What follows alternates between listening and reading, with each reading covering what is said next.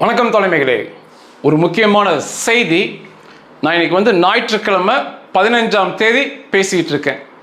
வெள்ளிக்கிழமை இரவிலிருந்து சனிக்கிழமை முழுவதும் ஞாயிற்றுக்கிழமைகளில் ஒரு மிகப்பெரிய வதந்தி உலகம் முழுவதும் பரவுகிறது.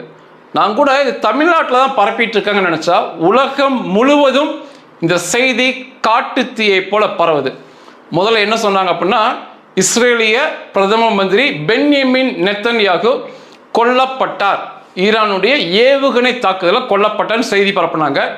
இப்போ என்னங்கிறாங்கன்னா, இஸ்ரேலிய பிரதம மந்திரி அவருடைய மனைவி சாரா நெத்தன்யாகு மற்றும் 2 மகன்களுடன் கொல்லப்பட்டார் என்று காட்டுத்தீ போல இந்த செய்திகள் பரவிட்டு இருக்கு உலகம் முழுவதும். இது யார் பரப்புறா அப்படின்னா, இது ஈரானுடைய அலி கொமேனி இராணுவம் மற்றும் அந்த ஈரானுடைய உளவுத்துறை திட்டமிட்டு இந்த பொய் செய்தியை வதந்தியை பரப்பிட்டு இருக்கானுங்க.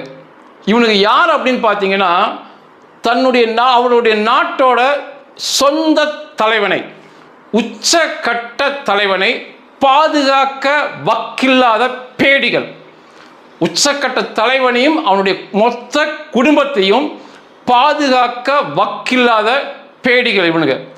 அதே சமயத்தில் இஸ்ரேல் பிரதமர் நெத்தன்யாகு வீட்டு நாய்க்குட்டியை கூட ஒன்றும் பண்ண முடியாத பேடிகள் தான் திட்டமிட்டு இந்த வதந்தியை பரப்பி அவர்களுடைய அரிப்பை தீர்த்து கொள்கிறார்கள் தற்காலிகமாக. ஆனால் இன்னைக்கு ஞாயிற்றுக்கிழமை அரபிய இஸ்லாமிய உலகம் இது ஒரு வதந்தி என்று தெரிந்து அந்த செய்தியிலிருந்து பின்வாங்கிட்டு இருக்காங்க.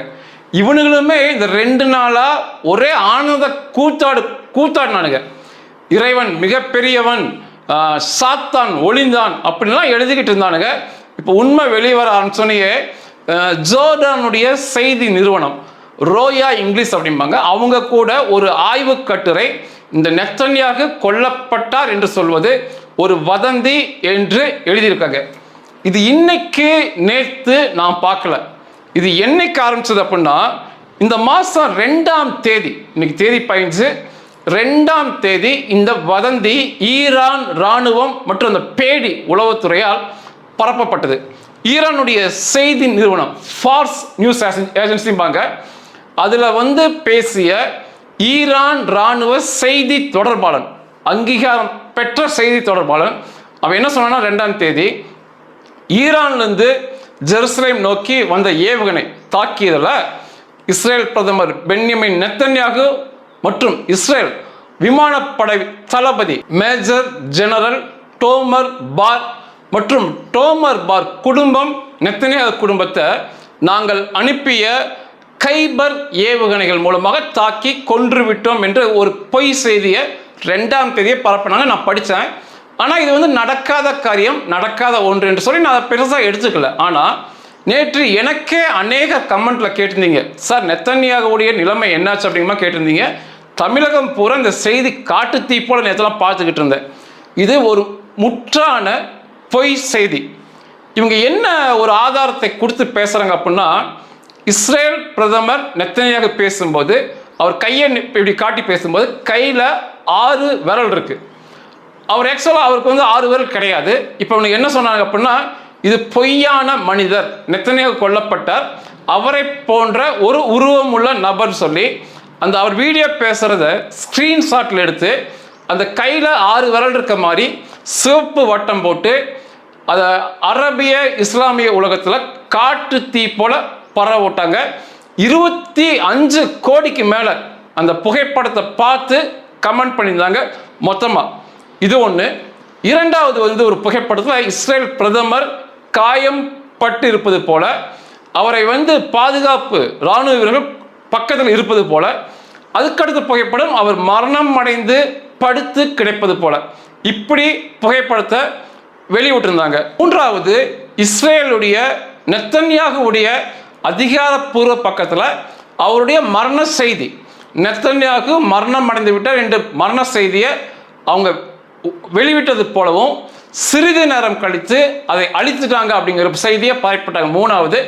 நாலாவது மிக முக்கியமானது அமெரிக்காவுடைய ட்ரெஸரி, யூஎஸ் ட்ரெஸரி அப்படிம்பாங்க, ட்ரெஸரி செக்ரட்டரிம்பாங்க, ஸ்காட் பசன்ட் கொடுத்த ஒரு பேட்டியும் ஒரு பிரச்சனைக்குள்ள போச்சு. இந்த 4 செய்தியுமே ஒட்டுக்கா கொடுத்து நிச்சயமாக நெத்தன்யாகு கொல்லப்பட்டு விட்டார் அப்படின்னு பொய் செய்தி பரப்புனாங்க. இவர்களால், இந்த பேடி அரபிய இஸ்லாமிய பயங்கரவாதிகளால் நெத்தன்யாகு வீட்டு நாய்க்குட்டியை கூட பார்க்க முடியாது. அவருடைய பாதுகாப்பு ஏற்பாடுகள்லாம் மிக பிரம்மாண்டமானது. சும்மாலாம் போய் செய்ய முடியாது. இது பொய் செய்திகள். முதல்ல இந்த 6 விரல் பிரச்சனைக்கு வரலாம். இந்த வீடியோ உண்மையாக பிரதமர் பென்யமின் நெத்தன்யாகு பேசிய வீடியோ. அவருடைய அதிகாரப்பூர்வ வலைதளமான ஃபேஸ்புக்லேயும் எக்ஸ் வலைதளத்துலையும் இந்த வீடியோ இருக்கும். 8 நிமிஷத்துக்கு மேலே பேசியிருப்பார். அந்த வீடியோ பேசும்போது அவர் கையை ஆட்டி பேசுகிற பழக்கம் உடையவர். அப்படி பேசும்போது அந்த வீடியோவில் எங்கேயுமே, அந்த ஒரிஜினல் வீடியோவில் எங்கேயுமே 6 விரல் இருக்காது. அந்த வீடியோ இந்த நொடிப்பொழுது வரைக்கும் அவருடைய எக்ஸ் வலைதளத்தில் இருக்கு, ஃபேஸ்புக்கில் இருக்கு, போய் பாருங்க. எங்கேயும் 6 விரல் இருக்காது. அந்த வீடியோவை கைப்பற்றிய, பதிவிறக்கம் பண்ணிய ஈரான் உளவுத்துறை அதில் 6வது விரல் இருப்பது போன்று ஒரு தோற்றத்தை உருவாக்கி அதை அவர்கள் வெளியிட்டு, ஈரான் உளவுத்துறை அந்த பொய்யான வீடியோ 6 விரல் சேர்க்கப்பட்ட வீடியோவை வெளிவிட்டு இது வேறொரு மனிதர் அப்படின்னு சொல்லி இது செய்தியை பரப்பினானுங்க. அவனு தான் முதல்ல பரப்பினாங்க. அதுக்கப்புறம் இதை புலனாய்வு செய்பவர்கள் வலைதளங்களில் பொய்யான செய்தி பரப்பப்படுகிறதா என்று ஆராய்ச்சி பண்ணுகின்ற குரோக் மற்றும் ஏஐ ஷார்ட்பாட் மற்றும் ஸ்னூப்ஸ் இதை போன்றவர்கள் இதை ஆராய்ச்சி பண்ணும்போது 6 விரலோடு அவர் பேசவில்லை. இந்த 6வது விரல் சித்தரிக்கப்பட்டது ஈரான் உளவுத்துறையால். அந்த 6வது விரல் போலியாக சேர்க்கப்பட்டு வலைதளத்தில் பரப்பப்பட்டது. அதை ஸ்க்ரீன்ஷாட் பண்ணி, அது ஒரு ஃபோட்டோ மாதிரி ஸ்க்ரீன்ஷாட் பண்ணி அந்த 6 விரல் எடுக்கிற இடத்துல வட்டம் போட்டு கிட்டத்தட்ட 25 கோடி பேர் இதுக்கு லைக் பண்ணி பரப்புற அளவுக்கு இவங்க பண்ணியிருக்கானுங்க என்று உண்மையை கண்டறிஞ்சு வெளியிட்டாங்க. இன்றைக்கும் நெத்தன்யாகு பேசிய வீடியோ இருக்கு. அதில் அவர் 5 விரலோட மிக அழகாக பேசுவார். அதோட ஸ்க்ரீன்ஷாட்டை நான் பதிவு பண்ணுறேன். இது முதலாவது. இரண்டாவது பிரச்சனை யூஎஸ் ட்ரெஷரி ஸ்காட் பெசன்ட் அப்படிம்பாங்க. அவர் வியாழக்கிழமை, இன்னைக்கு ஞாயிற்றுக்கிழமை, வியாழக்கிழமை ஸ்கை நியூஸுக்கு ஒரு பேட்டியை கொடுத்தாரு. வில்ஃப்ரட் ஃப்ரோஸ்ட் என்பவர் அவர் பேட்டி எடுத்தார். அந்த வியாழக்கிழமை கால பேட்டி எடுக்கும்போது 10:22 நேரத்துக்கு அந்த ட்ரெஷரிக்கு, அந்த ஸ்காட்டுக்கு ஒரு அழைப்பு. அவர் கூட நம்ம அதிபர் ட்ரம்ப் அவர்கள் உங்களோடு பேச விரும்புகிறார், நீங்கள் உடனடியாக வாங்க அப்படின்னே அவர் அந்த பேட்டியை நிறுத்திவிட்டு மைக்கெல்லாம் கழட்டி வச்சுட்டு அதிபரோட ட்ரம்ப்போட பேச போயிட்டார். அங்கே தான் பேசினார். பேசிட்டு திரும்ப பேட்டி கொடுக்க வந்தார். திரும்ப பேட்டி கொடுக்க ஆரம்பித்தது 12:07 மதியம். கிட்டத்தட்ட ஒரு 100 நிமிஷங்கள் அவர் வரல. அதுக்கப்புறம் பேட்டி தொடர்ந்து பேசினார். தொடர்ந்து பேசும்போது அவர் டென்ஷனாக பேசினார். அவர் பேசும்போது அந்த முக பாவங்கள் அதெல்லாம் ஒரு டென்ஷனாக அதிர்வாக இருக்க மாதிரி இருந்துச்சு. அதை எடுத்து போட்ட இந்த அரபிய இஸ்லாமிய பயங்கரவாதிகள் அவருக்கு வந்த தகவல் நெத்தன்யாகு கொல்லப்பட்டார் என்ற தகவல் தான் அவருக்கு வந்துச்சு. ட்ரம்ப் அதுதான் 100 நிமிஷம் பேசினார், அதுக்கப்புறம் தான் அவர் டென்ஷன் ஆகிட்டான்னு சொல்லி இதையும் அதையும் இணைச்சு பேசினாங்க. மூன்றாவது நெத்தன்யாகுடைய அஃபீஷியலாக ஒரு பதிவு. அதாவது நெத்தன்யாகு அவர் மரணம் அடைஞ்சிட்டான்னு சொல்லி அவரோட வலைதளத்தில் அவரே பதிவு பண்ணுறார். இந்த இவனங்களை போல ஒரு மூடர் கூடங்களை பார்க்கவே முடியாது.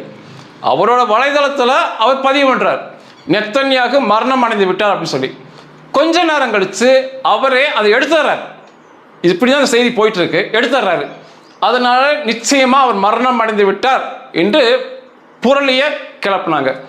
அதையுமே இந்த டூல்ஸ் மூலமாக உண்மையை கண்டறியும் வலைதளங்கள் குரோக், ஸ்னோப்ஸ், ஏஎஸ் ஜாட்பாட் மூலமாக கண்டறிந்ததில் அப்படி ஒரு செய்தியை அவருடைய எந்த வலைதளத்திலும், அதை தாண்டி இஸ்ரேலுடைய எந்த வலைத்தளங்களிலும், அதிகாரப்பூர்வ வலைத்தளங்களிலும் அப்படி ஒரு செய்தியை அவங்க பதிவிடவும் இல்லை, அது நீக்கவும் இல்லை.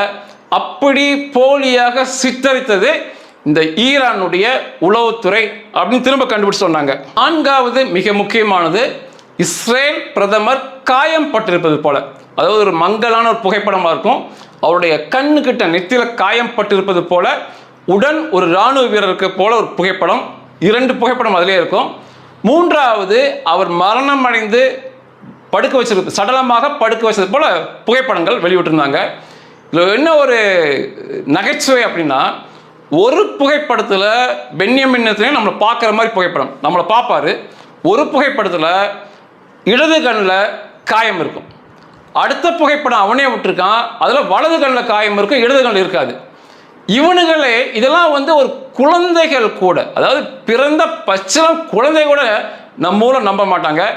200 கோடி பேர் இதை போன்ற புகைப்படத்தை பார்த்துக்கிட்டு ஃபயர் விடுறது, கடவுள் பெரியவன் என்று சொல்லுவது, சாத்தான் ஒளிந்து விட்டான் என்று சொல்வதெல்லாம் ஒரு வெட்கக்கேடு, மிகப்பெரிய நகைச்சுவை. பிறந்த குழந்தையே இந்த புகைப்படத்தை நம்பாது. இவனுக்கு எப்படி இப்படி வளர்ந்து இப்படி நம்பிட்டு இருக்காங்கன்னு தெரியல. இப்படி இந்த 4 செய்திகளும் முற்றாக பொய் செய்திகள், பொய் புகைப்படங்கள். ஈரான் உளவுத்துறை மூலமாக, ஏஐ மூலமாக சித்தரிக்கப்பட்டு பரப்பப்பட்டது. இது ஏன் செய்யறானுங்க அப்படின்னா, ஒன்று அவனுக்கு கையாலாகாத தனம். அவர்கள் நாட்டு உச்சக்கட்ட தலைவனையும் குடும்பத்தையும் மொத்தமாக சதச்சிட்டாங்க. அதை காப்பாற்ற வக்கில்லாத பேடி, திருப்பி தாக்க வக்கில்லாத பேடி எங்கேயோ இருட்டறையில் உட்காந்துட்டு இப்படி ஒரு போலி புகைப்படத்தை சித்தரித்து அதை 200 கோடி பேரை நம்ப வைக்கிற மாதிரி வெளியே விட்டு இப்படி அரிப்பை தீர்த்துக்குவதெல்லாம் ஒரு அவமானமான செயல் இவர்கள் பண்ணி கொண்டிருப்பதெல்லாம். ஒன்று, இவனுக்கு ஏன் செய்கிறாங்கன்னா, சோர்ந்து கிடக்கும், துவண்டு போய் கிடக்கும், தொடர்ச்சியாக 3 வருஷமாக அடிமேல் அடி வாங்கி நைந்து போய் கிடக்கும் இந்த அரபிய இஸ்லாமிய உலகத்தை உசுப்பி விடுவதற்கு தற்காலிகமாக, அதுவுமே தற்காலிகமாக 2-3 நாள் தான் நிற்கும், உசுப்பி விடுவதற்கு இதை போல வெட்கம் கெட்ட பேடித்தனமான காரியத்தை செய்கிறாங்க. ஒன்று. இரண்டாவது, இதில் சதியும் பின்புலம் இருக்கு.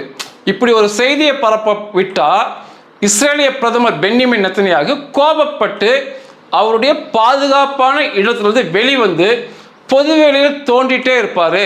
அவர் கோபப்பட்டு இப்படி பதிலடி தருவார், நாம் தாக்கி விடலாம் அப்படின்னு ஒரு நினைப்பு.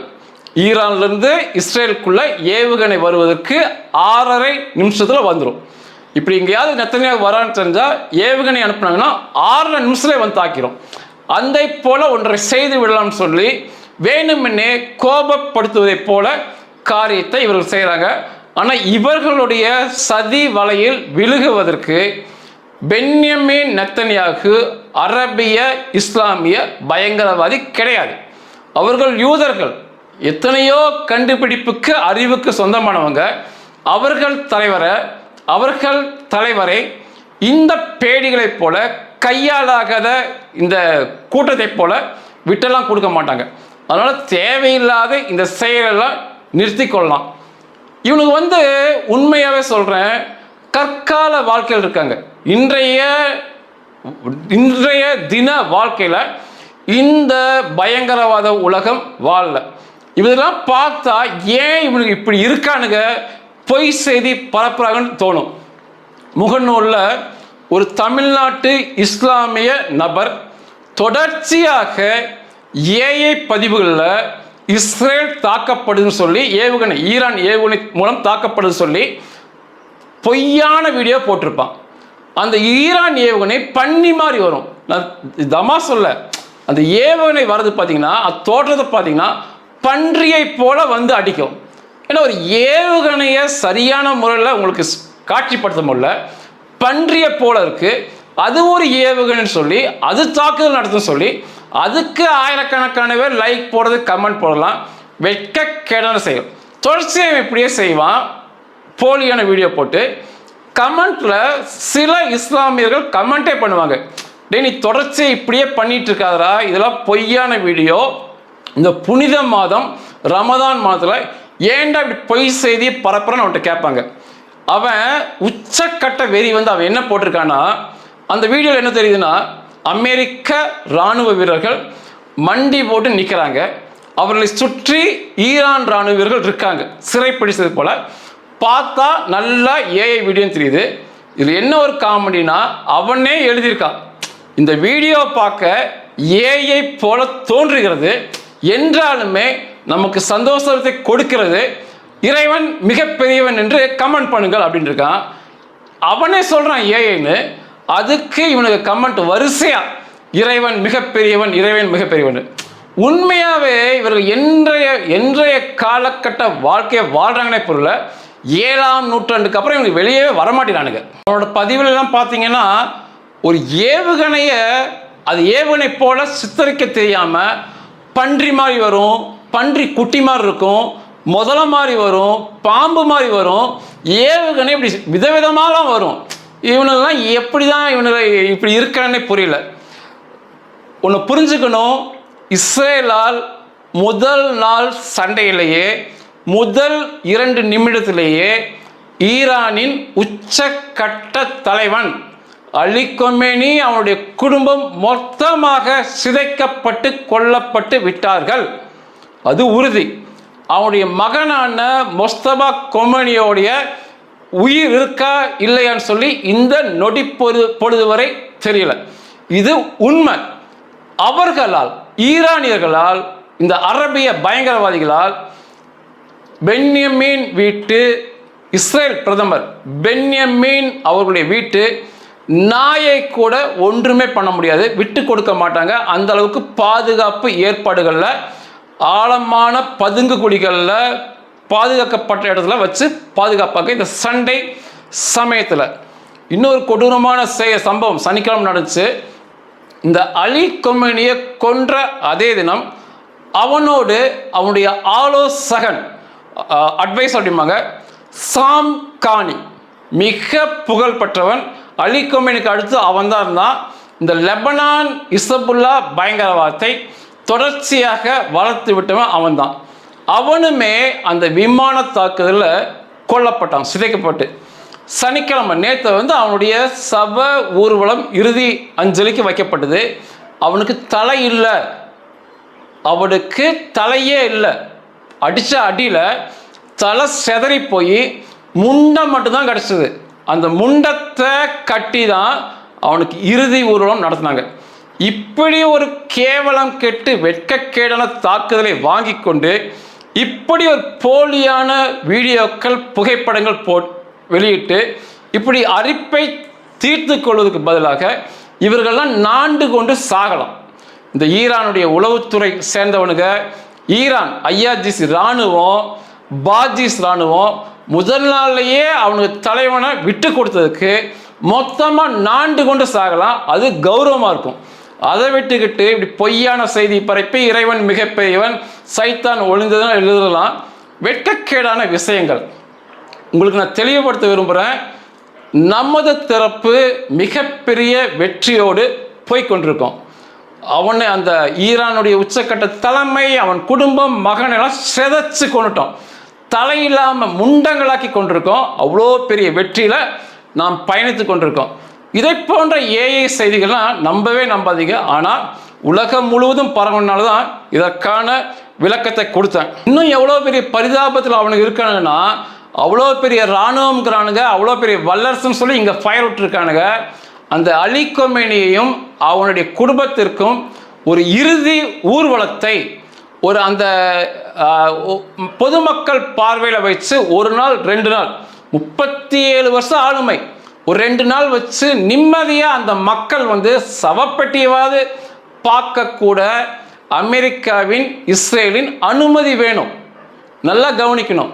இந்த இசபுல்லா தலைவன் ஹாசன் நசருல்லா அப்படிம்பாங்க, பயங்கரமாக இருந்தால் 1 லட்சம் இராணுவ வீரர்களை வச்சுருந்தாங்க.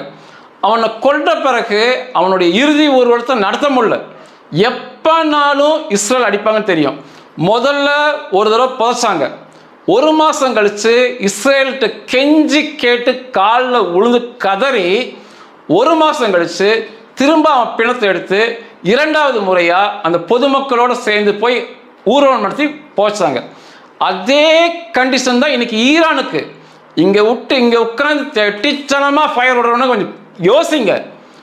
அதனுடைய உச்சக்கட்ட தலைவன் அலி கொமேனி அவன் குடும்பம் குழந்தைகளை அடக்கம் பண்ணுறக்கு அமெரிக்காவும் இஸ்ரேலும் அனுமதி கொடுக்கணும். இன்னைக்கு வரைக்கும் காத்து கிடக்கிறானுங்க, எப்போ அனுமதி கொடுப்பாங்கன்னு சொல்லி. 15 நாளாச்சு கொண்டு அவங்க தலைவரை அவங்க நாட்டுக்குள்ள புதைக்க முடியல, அவங்க நாட்டுக்குள்ள ஊர்வலமாக கொண்டு போக முடியல, அவங்க நாட்டுக்குள்ள மக்கள் பார்வைக்கு வைக்க முடியல. இந்த வக்கற்ற நிலையில் இருந்துக்கிட்டு தான் இவனுக்கு வெட்டித்தனமாக இப்படி உட்காந்து பேசிக்கிட்டு இருக்கானுங்க. அதுலேயும் இன்னொரு கொடுமை, அந்த இறுதி அஞ்சலிக்கு நாளை இந்த ஈரான் தரப்பில் இஸ்ரேல் காலில் விழுந்து அமெரிக்கா காலில் விழுந்து கெஞ்சி கேட்ட பிறகு அவங்க அனுமதி கொடுக்கலாம். ஆசிரியர் கொடுத்த மாதிரி இது அனுமதி கொடுக்கலாம், இறுதி உலகம் நடத்திக்கோ பொழைச்சிப்போ அப்படின்னு. அன்னைக்குமே முகத்தை காட்ட முடியாது, உடம்பை காட்ட முடியாது, ஒரு விரலை கூட உங்களால் காட்ட முடியாது. பெட்டியை தான் காட்டணும். பெட்டிக்குள்ளே என்ன இருக்குன்னே தெரியாது. பெட்டிக்கு மேலே ஒரு புகைப்படம் வச்சாதான் புரியும் இது அலி கொமேனியோடைய பெட்டின்னு. இந்த கையாலாகாத வெட்கங்கட்ட நிலையில் இருந்துக்கிட்டு நீங்களாம் ஃபயர் விடுறது, அதுக்கு சார்பாக இங்கே ஃபயர் விடுறதெல்லாம் ஏற்றுக்கொள்ள முடியாத செயல். கடைசியாக 2 சொல்லி முடிச்சுக்கிறேன். இந்த சண்டைகளில் அதிகமாக ஈரான் தரப்பு செய்திகள் தான் உலகம் முழுவத ஆக்கிரமிக்கின்றன. உலகம் முழுவதும் ஈரான் தரப்பு ஏதோ வெற்றி அடைந்தது போல உலகம் முழுவதும் ஆக்கிரமிக்கிறது. குறிப்பாக தமிழகத்தில் 90% பத்திரிகைகள், தனிப்பட்ட நபர்கள், புகழ்பெற்ற நபர்கள் இந்த வலைதளங்களில் 90% ஈரானுக்கு ஆதரவாக செயல்படுகிறார்கள். அதனால் அந்த செய்திகள் அப்படி தெரியுது உங்களுக்கு. அவனுக்கு வெட்கம் கெட்டு வக்கற்ற நிலையில் இருக்கவனுங்க அவனுடைய தலைவனைய அடக்கம் அவனுடைய நாட்டில் அடக்கம் பண்ண முடியாத மாதிரி இதுலேயே தெரிஞ்சுக்கலாம் அவனுடைய நாட்டோட நிலைமையை. கடைசியாக ஒரு ஸ்க்ரீன்ஷாட் வச்சுட்டு முடிச்சுக்கிறேன். இது சனிக்கிழமை பென்யமீன் நெத்தன்யாகு அவர்கள் இஸ்ரேல் மக்களுக்கு பேசியது. இவனுக்கு என்ன சொல்கிறாங்கன்னா, அவரே ரோட்டுக்கு வரல, அவரே வீட்டுக்கு வரலன்னா அதெல்லாம் உனக்கு தேவையில்லாத விஷயம். அவர் எங்கே வேணா இருப்பார், ரோட்டுக்கு வரணும் அங்கே வரணும் நீ சொல்லாத, உன் வேலையை அங்கே பாரு. அவர் எங்கே பத்திரமா வைக்கணுமோ அங்கே பத்திரமா வச்சுருக்காங்க. சனிக்கிழமை அவர் பேசிய வீடியோ, அதோடைய ஸ்க்ரீன்ஷாட்டை இணைச்சு முடிச்சுக்கிறேன். வீடியோவை இணைக்கணும்னு ஆசையாக இருக்குது. பென்யமீன் நெத்தன்யாகு அவருடைய வீடியோலாம் பதிவிறக்கம் பண்ணி நம்ம போட்டோம்னா மிகப்பெரிய பிரச்சனை வரும். அதனால் ஸ்க்ரீன்ஷாட் வச்சு முடிச்சுக்கிறேன். நன்றிகள்.